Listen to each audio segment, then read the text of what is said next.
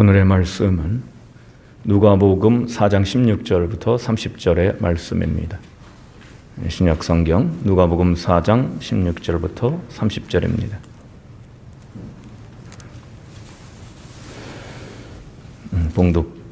봉독해드리겠습니다. 예수께서 그 자라나신 곳 나사렛에 이르사 안식일에 늘 하시던 대로 회당에 들어가사 성경을 읽으려고 서심해 선지자 이사야의 글을 들이거늘 책을 펴서 이렇게 기록된 데를 찾으시니 곧 주의 성령이 내게 임하셨으니 이는 가난한 자에게 복음을 전하게 하시려고 내게 기름을 부으시고 나를 보내사 포로된 자에게 자유를 눈먼 자에게 다시 보게 함을 전파하며 눌린 자를 자유롭게 하고 주의 은혜의 해를 전파하게 하려 하심이라 하였더라.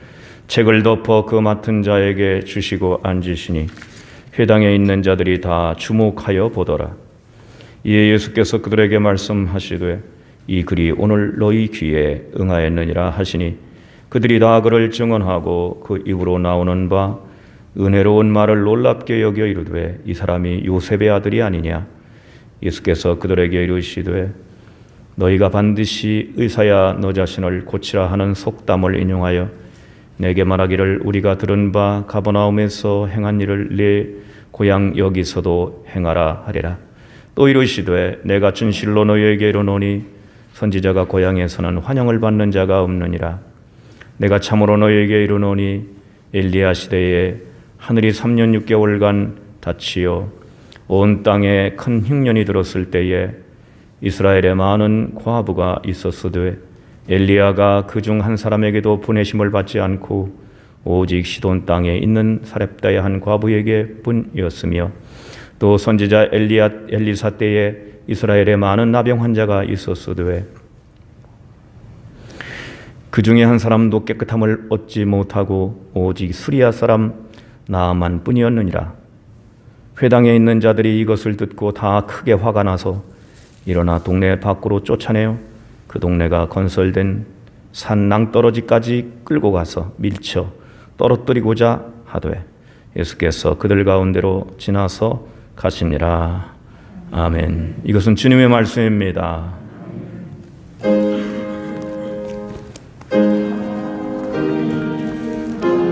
아멘.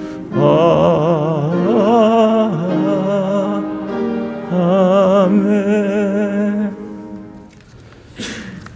할렐루야. 오늘 다 모이진 못했지만 교회 나와 예배드리는 성도 여러분 그리고 온라인으로 예배하는 가정에서 예배드리는 성도 여러분에게 주의 은혜가 함께 하시기를 축원합니다. 오늘의 말씀을 우리가 새기면서 특별히 설이 돼서 이제 우리가 고향에도 가고 또 가족들을 만나고 하는 그런 때가 됐는데 물론 방역 그 수칙 때문에 이제 한계가 있습니다만은 고향을 생각하는 시간이 됐습니다. 오늘 본문의 말씀도 예수님의 고향 얘기가 나오고 있습니다. 저도 고향이 멀지 않아서 늘 갑니다만은 제가 생각하기로는 좋은 점도 있고 나쁜 점도 있는 것 같아요. 좋은 점은 어릴 때 뛰놀던 산과 들이 그대로 있기 때문에 추억이 그대로 거기에 묻어 있습니다. 그런데 나쁜 점은 거기 들어가면은 헤어나오지를 못한 거예요. 옛날에 그 생각에서 헤어나오지를 못합니다. 예수님이 고향에를 가셨습니다. 이 시점을 보면은 예수님이 세례를 받으셨어요. 세례 받으실 때 성령이 임하셨죠. 세례 받으시고 곧장 어디로 가셨냐면 곧장 광야로 들어가셔서 40일을 금식하시면서 마귀에게 광야의 시험을 받으십니다. 거기서 이기세요. 승리하시고 나오시는데 성경의 누가복음에도 보면은 성령의 능력으로 돌아오셨다는 거예요. 성령의 능력을 충만히 입으시고 돌아오셨는데 어디로 가셨냐면 갈릴리로, 해변가 갈릴리로 가셔서 잠시 거기서 이제 머무시고 이제 회당에서도 가르치시고, 사람들이 뭐 성령의 능력이 나타나고 또 치유와 은혜로운 말씀을 주시니까 얼마나 사람들이 좋아했겠어요. 칭송을 했다. 아주 뭐 칭찬이 자자했다는 거죠. 근데 바로 어디로 가셨냐면 고향 나사렛으로 바로 가십니다. 회당에 들어가셔가지고, 이제 안식일이죠. 우리로 말하면 주일날 회당에 들어가셔가지고 이제 그 당시만 해도 예수님은 이제 뭐 그 당시 랍비로 뭐 사람들이 생각할 수도 있고, 그러니까 나오셨는데 성경을 줬다는 거예요. 예수님에게 드렸어요. 성경을. 이사야, 뭐 그 당시에는 우리 같은 성경이 아니잖아요. 두루마리로 된 뭐 이사야서 두루마리 하나, 뭐 다른 모세의 책, 뭐 신명기 두루마리 하나, 뭐 이렇게 있었겠죠. 이사야서를 예수님에게 드렸는데 예수님이 그것을, 이사야서를 받으셔가지고 성경을 찾으셨다는 겁니다.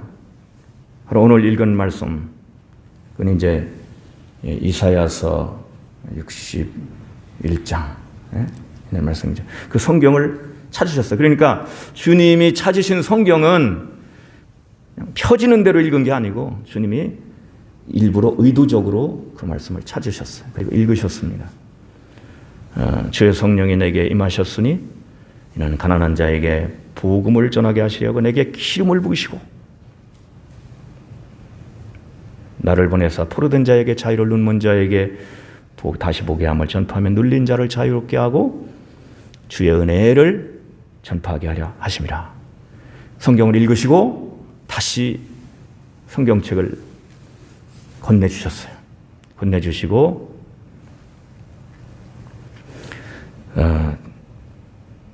앉으셨는데 해당에 있는 자들이 다 주목해봤다는 거죠.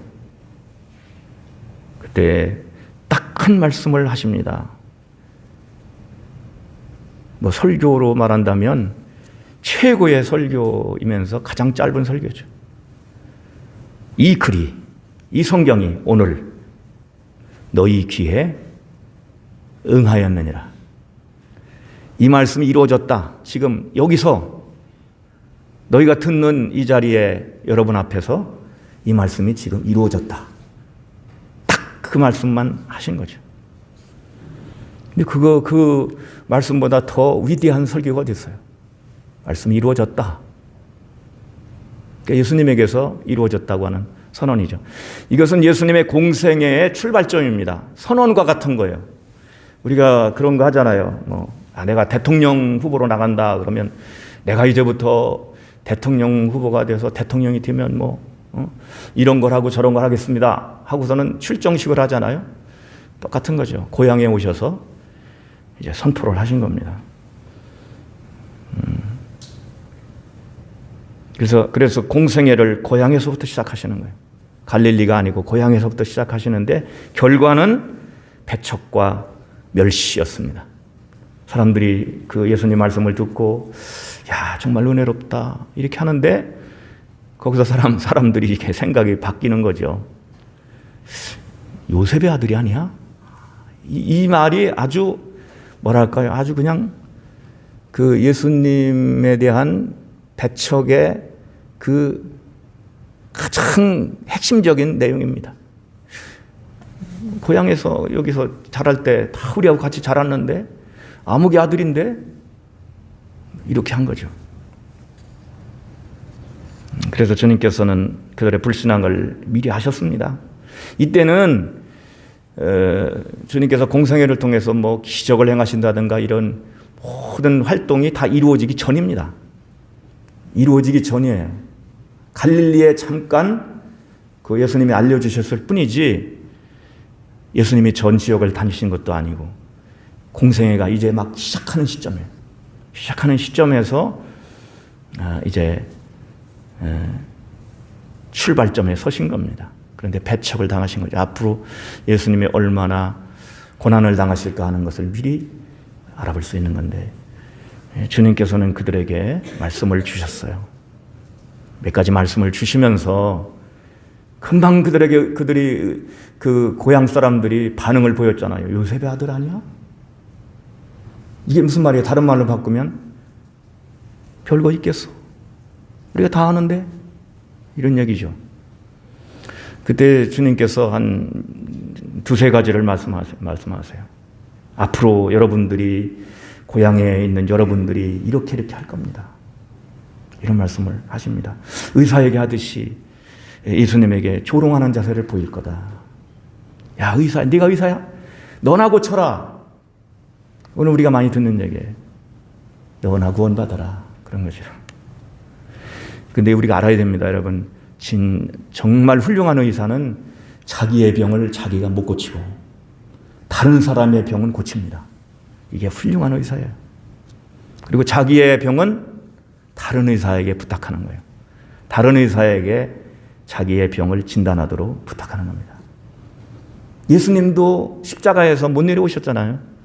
예수님 스스로 구원 못했어요. 여러분 아십니까? 하나님 아버지가 구원해 주셨지 예수님 스스로는 구원 못하셨어요. 십자가에서 못 내려오셨습니다. 왜? 아버지 뜻이니까 그게. 그걸 조롱한다는 것이요. 앞으로 여러분이 고향 사람들에게 얘기하는 거예요. 말씀하시는 거예요. 여러분들이 앞으로 나를 조롱할 겁니다. 실제로 그랬어요. 미쳤다. 여러분 복음서에 여기저기 나와요. 예수님 미쳤다고. 귀신 들렸다고. 그 고향 사람들이 한 얘기고 가족들이 한 얘기였어요. 그리고 뭐라고 했냐면 이렇게 말씀해요. 역사적으로 선지자가 고향에서 환영받는 자가 없었다.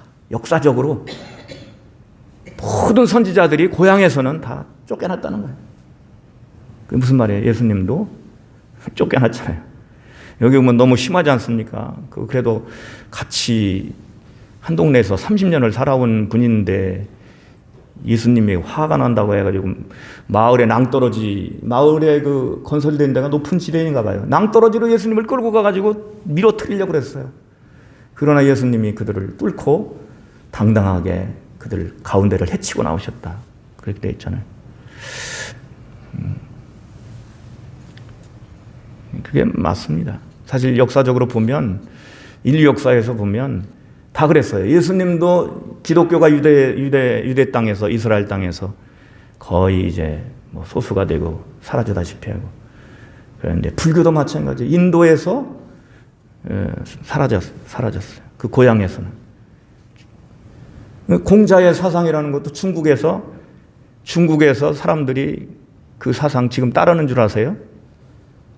형편없습니다. 어디 와서 꼽혔냐? 대한민국에 와가지고 조선 땅에 와가지고 유교가 철저하게 꽃이 폈어요. 그러니까 고향에서는 다 쫓겨난 거죠. 그게 역사적으로도 그렇고 다 그런 겁니다. 그러니까 이게 참 대단한 거죠. 그리고 엘리야와 엘리사 시대에 은혜 받은 자들은 모두 이방 사람이었다. 이건 정말 화가 날 대로 나게 만드는 말씀이었어요.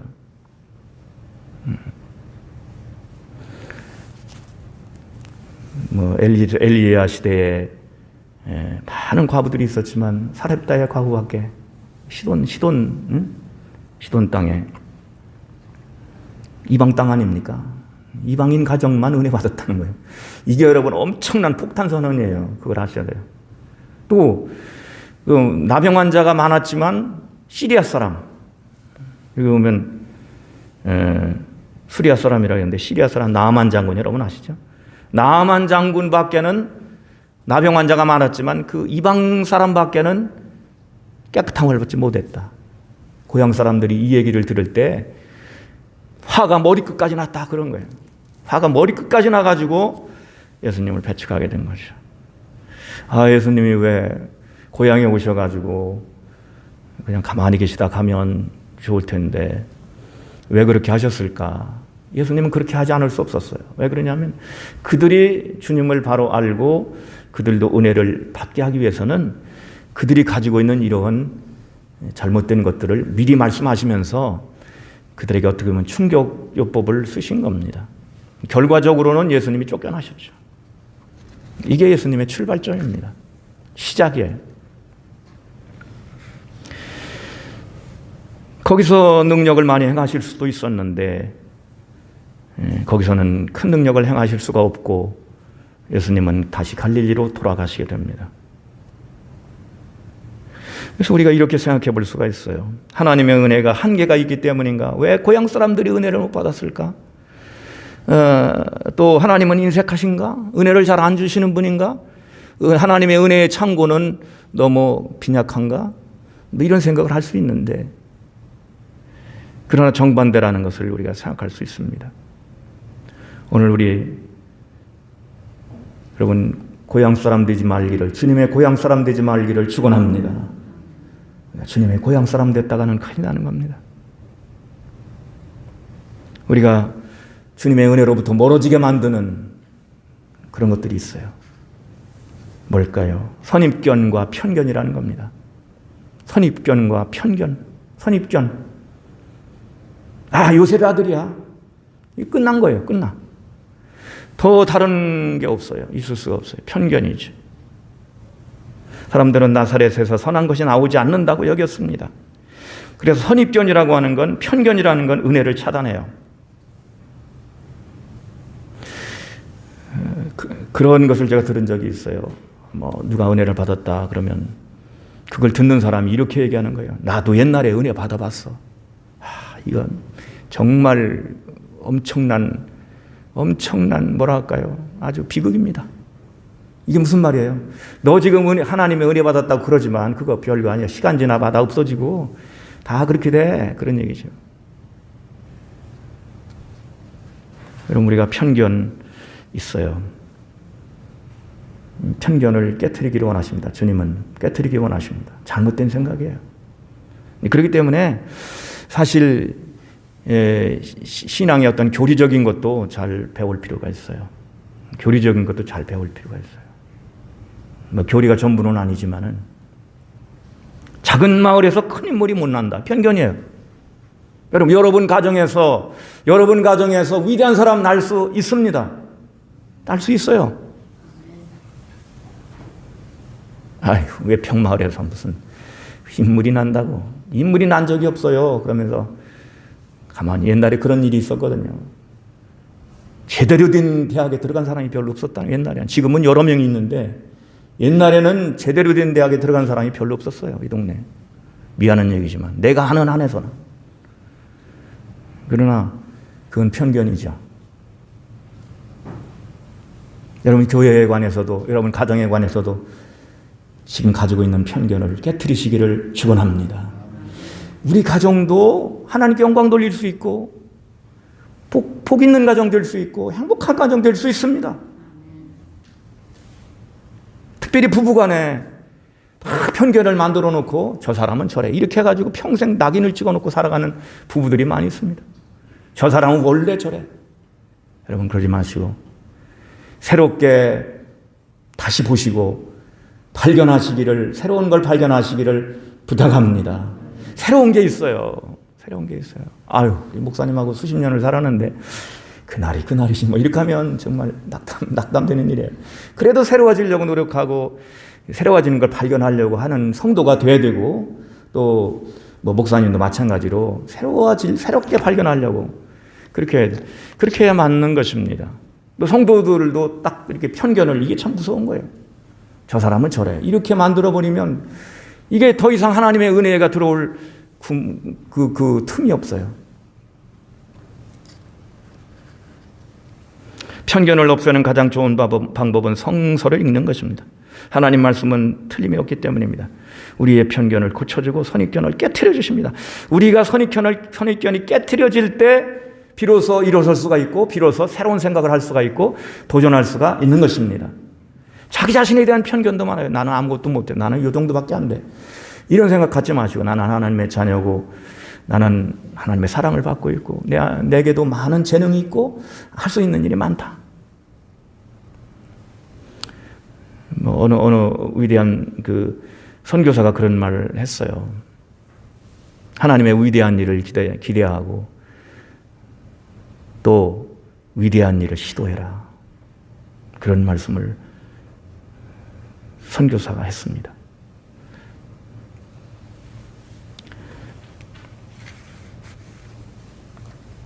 이 말씀으로 고쳐야 돼요. 우리가 변화된다는 건 이 생각을 깨트리는 거예요. 여러분, 베드로가 이방인들은 하나님의 은혜를 못 받는다는 편견 속에서 얼마나 사로잡혀 있었어요. 그걸 환상을 통해서 깨트려 주잖아요. 하늘에서 보자기가 내려오고 잡아먹으라. 우리는 이 부정하는 짐승을 먹은 적이 없습니다. 3번이나 내려오고 그렇게 할 때 굴복을 했잖아요. 그 은혜 받는다는 게 그런 겁니다. 편견을 깨트리는 겁니다.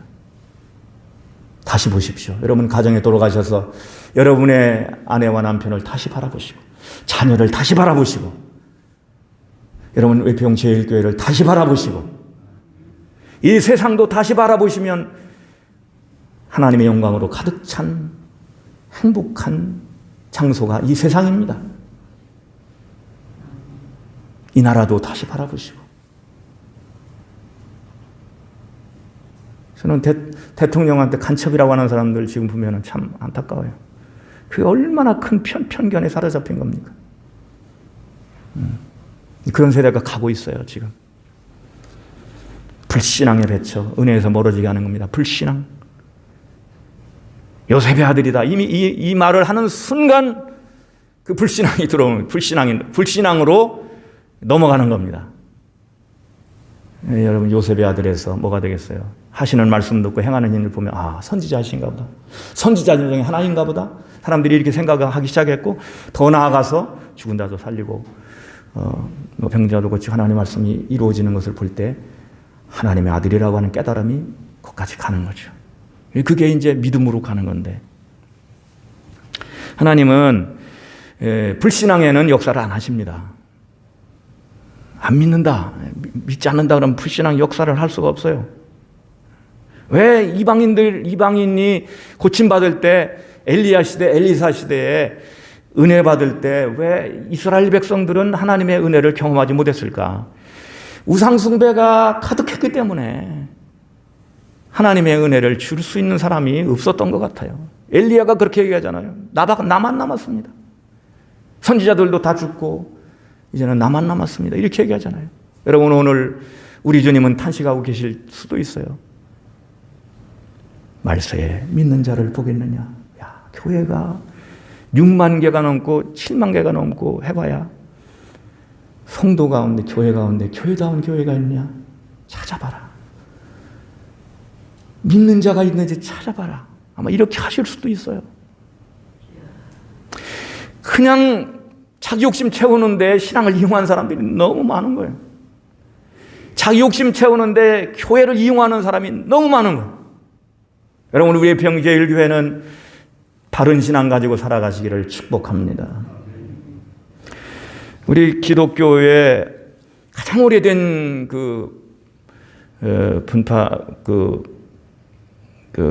교단 종단이라고 말할 수 있죠. 중에 역사적으로 정교회, 동방정교회라는 교회가 있습니다.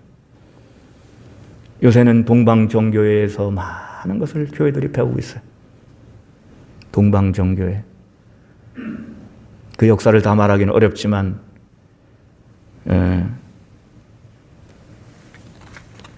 여기서 그 얘기하는 게 좋은 것과 나쁜 것에 대해서 얘기하는 게 있습니다. 제가 그걸 듣고 제가 공감을 했습니다. 좋은 거 뭐냐? 이 세상은 좋은 것이다. 다 같이 합시다. 이 세상은 좋은 것이다. 근데 더 좋은 게 있어요. 뭘까? 하나님을 찾는 신앙생활, 교회는 더 좋은 것이다. 더 좋은 것인데 가장 좋은 게 있다는 거예요. 뭘까요? 하나님을 모시고 예수님을 모시고 천국 생활하는 거 가장 좋은 것이다. 나쁜 게 있어요. 죄 짓는 거 나쁘다. 더 나쁜 게 있다. 죄 짓고 회개하지 않는 거 더 나쁘다. 가장 나쁜 게 있다는 거예요. 죄 짓고 회개하지 않고 하나님을 배반하는 거 가장 나쁘다 그랬어요. 여러분, 불신앙에서 자유롭게 되시기를 축복합니다. 우리는 불신앙에 희망이 없다는 걸 알아야 돼요. 어떤 사람이 그렇게 얘기했어요. 믿을 게 없으면 문고리라도 믿어라. 그 일리가 있는 말이에요. 믿을 게 정 없다면 방 안에 있는 문고리라도 믿으라는 거예요. 왜? 구원은 내 밖에서 오기 때문에 그런 겁니다. 구원은 유대인에게서 옵니다. 하나님에게서 옵니다. 구원자 예수 그리스도로부터 구원이 옵니다. 그렇기 때문에 우리는 하나님을 신뢰해야 되는 것입니다. 은혜 받지 못하게 하는 거, 그 고향 사람들, 예수님의 고향 사람들에게서 우리가 발견할 수 있는 건데, 오늘 우리들에게도 있는 거예요. 냉담. 들어보셨어요? 무관심이죠. 무관심. 차가워진 마음입니다. 되게 실망한 자들이 주님의 은혜를 외면하게 됩니다. 신앙생활 하다 보면 우리 마음을 차갑게 만드는 실망스러운 일들을 많이 만나게 되고 때로는 상처를 받기도 합니다. 그러나 여러분, 그럴 때 냉담해지지 마시고 마음을 추스리고 저 사람이 잘못이지 주님이 잘못이냐, 내 신앙은 내가 지킨다, 이렇게 하면서 냉담해지지 마시기를 축복합니다. 냉담해지면 손해는 내가 보는 거예요. 잘못은 저 사람이 했지만 손해는 내가 보는 거예요. 냉담하는 사람은 냉소를 짓습니다. 여러분, 냉소 짓지 마시고 미소를 짓기 바랍니다. 이 냉소는 뭐야? 그까짓 게 뭐? 다 해봤어? 이게 난감한 겁니다. 저 사람 요셉의 아들이야. 저래봤자 요셉의 아들이지 뭐. 이게 이제 냉담인 겁니다. 우리 차가워진 마음이 하나님의 사랑으로 뜨거워지시기를 축복합니다. 차가워진 마음에는 하나님의 성령이 깃들일 수가 없어요.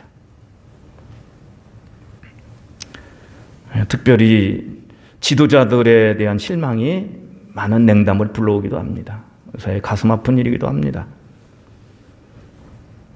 주님의 뜨거운 사랑으로 우리의 차가운 마음을 녹여주실 수 있습니다. 봄이 오면 겨울이 가듯이 사랑만이 차가운 마음을 녹일 수 있습니다. 차가운 신앙은 아예 처음부터 성립하지 않는 겁니다. 여러분, 차가운 신앙이라는 게 있어요? 예? 차가운 사랑이라는 게 있어요? 없어요. 신앙은 다 일정 온도를 가지고 있는 거예요. 오늘 들어오면서도 체온 쟀잖아요.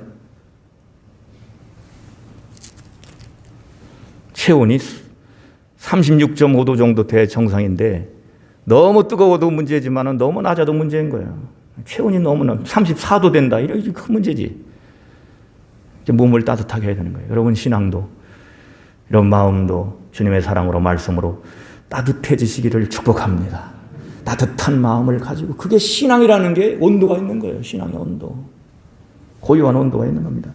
지금 우리나라에 북극을 이제 많이 개발하려고 그러는데, 우리나라에서 그 배를 잘 만들잖아요. 그러니까 그 가스가 많이 나는 곳이 러시아인데, 러시아가 우리나라를 오려면은 그 북극을 지나서 이렇게 와야 되는데 겨울이 되면 다 얼어버리니까. 근데 우리나라에서 쉐빙선을 만들어가지고 길을 뻥 뚫어주니까 LNG선이 우리나라까지 왔다는 거예요. 이제까지 한 번도 온 적이 없는데, 겨울에는. 근데 여러분, 놀라지 마십시오. 그 얼음을 깨는 배가 몇 미터를 깨는지 아세요? 3미터의 얼음을 깨고 길을 만드는 거예요. 주님은 우리의 얼어버린, 죄로 얼어버린 우리 인생에 오셔서 길을 만드시고 구원의 길을 열어주셨습니다. 할렐루야. 그래서 오신 겁니다. 그 어마어마한 어둠이 거치고 모든 불필하고 우리를 막고 있는 이런 단단한 얼음들이 다 녹아버리고 깨지고 이제 정말 주님을 향해 나아가는 행복한 이런 삶을 살아갈 수 있도록 만들어주신 분이, 길을 열어주신 분이 바로 우리 주 예수 그리스도이십니다. 주님이 선포하신 게 있습니다. 오늘 읽은 말씀 속에 주의 성령이 임하셨으니, 그러니까 성령이 임하셨다는 건 성령은 제한이 없는 거예요. 하나님의 영은 제한이 없어요. 기름 붓듯 붓는다, 물 붓듯 붓는다, 이런 표현을 쓰잖아요. 그렇기 때문에 하나님의 은혜는 제한이 없는 겁니다. 여러분이 여러분의 심령 속에 날마다 기름 붓듯 주의 성령이 함께 하시기를 바라겠습니다. 그러니까 제한은 누가 만드냐? 내가 만드는 거죠. 내가 자꾸 제한을 만들고 하나님을 인색하게 자꾸 만드는 거예요. 구하라 그러면 주실 것이라 했는데 믿지 않으니까 구하지 않는 거예요. 여러분, 오늘도 뭐 구하는 게 맨날 그 달라고만 하는 이런 징징거리는 신앙이 되라는 얘기는 아니고, 우리는 다 그 결핍에 있잖아요. 그러니까 하나님을 사랑하면서 하나님께 기도하시고 하나님을 구하고 하나님께 은혜를 구하고 하나님께 기도하는 성도들이 되시기를 바라겠습니다. 오늘 한 해를 살아가는 거? 그게 우리 힘으로 되는 게 아니잖아요. 근데 분명한 게 있어요. 우리가 주님께 기도하면서 우리가 한 해를 살아가게 될 때 분명한 것은 주님의 은총이 우리의 삶을 1년 동안 채워주실 겁니다. 채워주실 겁니다. 이건 은혜라는 말이 나와요. 은혜라고 하는 건 구약으로 말하면 희년입니다. 그러니까 참 구약의 모든 복음이 다 들어있는 거예요, 사실은.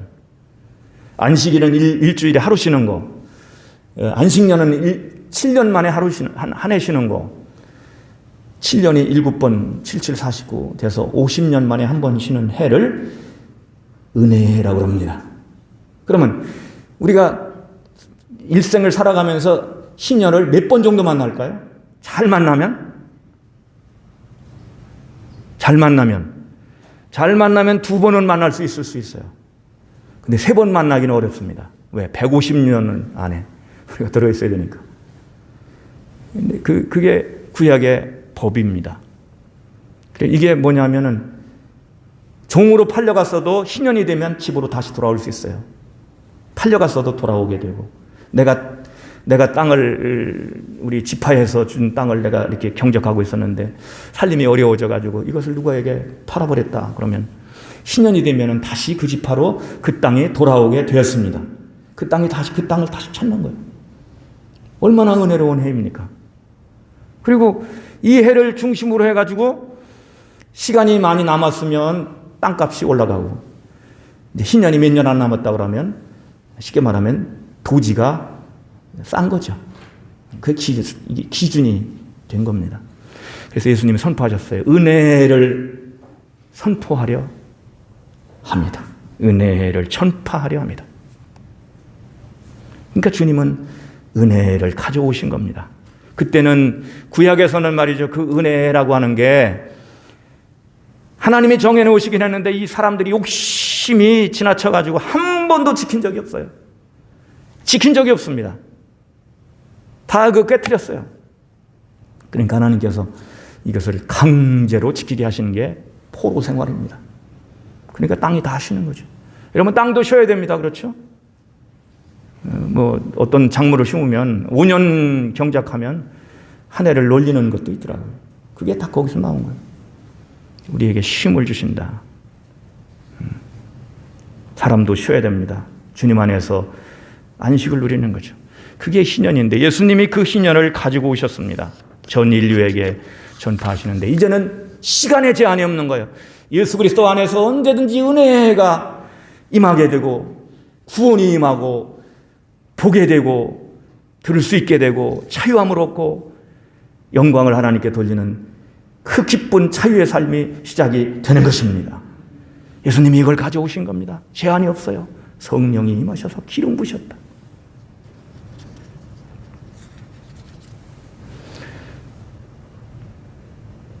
항상 여러분 은혜 가운데 거하는 자가 되어야 하겠습니다. 우리는 항상 은혜 속에 있다. 예수님 안에 있는 자들은 다 은혜 속에 있다는 겁니다. 그래서 우리들이 가져야 될 게 있어요. 은혜를 못 받게 하는 그 반대편의 그 모습을 우리는 가져야 된다. 첫째로 환영하는, 예수님을 환영하고 기뻐하는 자가 되시기를 주님의 이름으로 부탁합니다. 차가운 마음이 아니고 미지근한 마음이 아니고 무관심한 마음이 아니라 하나님을 사랑하고 기뻐하고 예수님을 기뻐하고 예수님 소리만 들어도 가슴이 뛰고 예수님의 이름만 불러도 기쁨이 넘쳐나고, 여러분 환영하는, 예수님을 환영하고 기뻐하는 사람 되기를 축원드립니다. 고향 사람들은 환영하는 듯 했다가 냉담으로 돌아섰잖아요. 고향 사람, 예수님 고향 사람 돼서는 안 됩니다. 어린아이가 기뻐하는 것처럼 주님을 기뻐하는 자가 복을 입는 겁니다. 다윗이 법궤 앞에서 춤을 췄어요. 이걸 보고 입을 삐죽이는 자가 있었는데 그의 아내 미갈이었습니다. 춤을 추고 그러는데 넘어 춤추는 법궤 앞에서 하나님이 기뻐서 그렇게 춤을 추고 하다가 이게 옷이 내려갔어요. 옷이. 그 얼마나 보는 사람이 그랬겠어요. 근데 그 아내가 그렇게 삐죽거리고 체면머리 없다고 하고 업신여겼는데 이 일로 말미암아 안타깝게도 아내 미갈은, 다윗의 아내 미갈은 아이를 낳지 못하는 여자가 됐다고 하는 겁니다. 하나님을 기뻐했던 다윗은 메시아의 조상이 되는 영광을 얻었습니다. 다윗은 가는 곳마다 승리했습니다. 어려운 일이 있을 때도 하나님이 지켜주셨습니다. 왜 그랬을까요? 하나님을 기뻐했기 때문에 그렇습니다. 다윗이 윤리적으로 완벽한 사람이 아닙니다. 그는 살인도 했습니다. 나쁜 짓도 많이 했습니다. 하지만 하나님 앞에서는 회개할 줄 알았습니다. 그렇기 때문에 그는 은혜 있는 사람이 되었고 더 훌륭한 하나님의 그 은혜의 자리에 서게 되었습니다. 내게 주신 모든 은혜를 내가 무엇으로 보답할까? 그렇게 다윗은 고백하고 있습니다. 여러분, 주님을 환영하시기를 축원합니다. 언제든지 주님을 기뻐하십시오. 그 다음에는 기대하며 구하는 자가 되어야 된다는 거예요. 은혜의 풍성한 은혜를 입는 사람은 하나님께 구하는 자가 된다. 기대가 있어야 된다. 하나님이 우리의 가정을 채워주시고 내 인생을 인도해 주실 것이다. 기대하시기를 바랍니다. 나는 기대 안 해. 내가 내 자식들이지만 나는 자식들한테 기대 안 해. 이렇게 하지 마시고 기도하면서 여러분 길을 열어주시고 자식들이 잘 되기를 기대하면서 축복하는 것이 우리의 올바른 자세인 것입니다. 여러분, 가정에서도 마찬가지입니다. 자꾸 이 기대하는 게 있어야지. 아이고, 나는 기대, 이제까지 몇십 년을 살았는데 나는 기대 안 합니다. 다 아는데 뭐 이렇게 하지 마시고 여지를 두시고, 그게 중요한 것이에요. 그게 하나님의 은혜를 받아들이는 길입니다. 다윗의 자손 예수여 나를 불쌍히 여기소서. 여리고 소경이 그렇게 예수님에게 부르짖었습니다. 여러분, 나를 불쌍히 여겨달라는 거 간절한 처절한 부르짖음이에요. 눈 좀 뜨게 해달라고. 그렇게 예수님에게 기대하고, 너 낫기 원하느냐? 예, 낫기 원합니다. 그가 보게 됐습니다. 기대하십시오. 축복을 기대하시고 은혜를 기대하시고 새로운 삶을 기대하시고 여러분의 삶을 펼쳐가시기를 간절히 바라겠습니다. 자기 자신에 대한 기대가 없으면 안 되죠. 내가 이만큼 살았지만 앞으로도 더 하나님의 은혜 속에 내가 풍성한 은혜를 내가 누릴 수 있고 살아갈 수 있다. 그 길을 찾는 거죠. 그리고 바른 믿음이 있어야 돼요. 바른 믿음이 있어야 돼요. 성령과 불로 세례를 주시는 분이 예수님이라고 할 때 바른 믿음 가지고 여러분 살아가시기를 바랍니다. 신앙 자체가 삐뚤어지면, 이게 바른 믿음이 안 되면 나머지는 잘 안 되게 돼 있어요. 그래서 바른 믿음이 중요한 겁니다. 선입관에서 벗어나고 겸손히 다시 보는 겁니다. 겸손히 우리의 가정과 우리의 자녀들, 우리의 또 가족들을 다시 한번 바라보는 거죠. 교회를 다시 한번 바라보고, 그러면서 이제 겸손히 이제 선입관에서 벗어나서 하나님의 은혜를 받아들이는 자가 되어야 할 것입니다. 여러분, 설교의 말씀도 허투루 보지 말고, 성경도 허투루 보지 말고, 다 아는 말씀이라고 설교 말씀을 건성으로 듣지 말고, 설교 속에서 여러분 하나님의 음성을 들으시기를 축복합니다. 우리 세상 어디에 가서 또 하나님 말씀을 해주겠어요? 물론 뭐 TV 틀면 다 나오긴 하지만, 그러나 우리의 교회가 우리에게 주시는 말씀이 아닙니까? 그래서 마음이 굳어지는 걸 방지하세요. 마음이 굳어지는 걸 방지하지, 언제든지 은혜 충만히 입고 하나님의 사랑으로 기뻐하고 즐거워하고 소망에 외치고 그리고 기도하면서 살아가는 그런 성도가 되기를 원합니다. 예수님 고향 사람 돼서는 안 돼요. 예수님 고향 사람 돼서는 안 됩니다. 다 알아.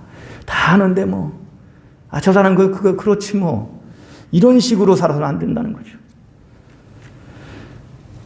주님은 하늘의 은혜를 가져오셨습니다. 세상이 교회를 무시하고 조롱하는 이때, 여러분, 우리가 예수님을 기뻐해야지 누가 기뻐하겠습니까? 하나님을 높여야지 누가 높여주겠습니까? 주님은 모든 선한 일을 통해서 사랑을 나타내 주셨는데 그 은혜는 그침이 없습니다. 내가 그 은혜를 좁게 만들고 좁게 만든 거지, 하나님의 은혜가 적은 게 아닙니다. 주시고 싶어 하는데 받을 준비가 안 돼 있고 구하지도 않고 잘 믿지도 않고 외면하고 마음이 차가워져 있고 이러니까 하나님은 아주 안타까워하시는 겁니다. 오늘 치유와 회복의 은혜를 가져오신 주님의 은혜가 함께 하셔서 여러분의 삶 속에서 모든 것이 회복되는 기쁨이 있기를 원합니다. 주님 안에 있는 은혜는 차별이 없습니다. 다함이 없고 세상의 달력에도 영향을 받지 않아요. 여러분, 하나님이 주시는 은혜는 자격 없는 자에게 주시는 거지 자격 있는 자에게 주는 게 아니에요. 자격 없는 자에게 주시는 겁니다. 받을 자격이 없는데 주시는 거예요. 받을 자격이 없다 그러면 받을 자격이 있는 거예요. 그거는 주님 안에 있는 풍성한 은혜, 그 은혜 속에 여러분의 몫이 있음을 꼭 기억하시기를 바랍니다. 여러분의 몫이 있습니다. 그 여러분의 몫은 제한되어 있는 게 아니에요. 하나님은 더 주고 싶어 하시고 더 은혜 풍성하게 주기 원하십니다. 가난한 심령이 믿음으로 부유해지고 주에서 자유로워지고 성령으로 충만하게 되는 겁니다. 여러분, 우리 모두 은혜 충만히 입는 한 해가 되고 은혜 속에 살아가는, 그래서 기쁨으로 하나님께 영광 돌리고 주님을 환영하고 날마다 감사와 기쁨과 그리고 정말 이제 소망이 넘치는 그런 성도의 삶이 이루어지시기를 축원을 드리겠습니다. 기도하겠습니다. 하나님 감사합니다. 우리의 마음이 좁아지고 작아져서 주님의 은혜를 제한했습니다. 이제 마음을 열고 정말 주님의 은혜를 마음껏 받아들이며 은혜 속에 살아가는 성도들이 되게 하여 주옵소서. 예수 그리스도의 이름으로 기도하옵나이다. 이제는 우리 구주 예수 그리스도의 구속의 은혜와 하나님 아버지 영원한 사랑과 성령의 늘 함께 계셔서 인도해 가시고 채워주시는 그 기름 부으시는 놀라운 은총이 오늘 하나님의 은혜가 모자란 게 아니고 우리의 생각이 모자랐다는 것을 깨닫고 풍성한 은혜 속에 살기로 다짐하는 모든 성도들과 가정과 일터와 사업 위에 이민족 위에 온 세계 위에 영원토록 함께 하시기를 간절히 축원하옵나이다. 아멘.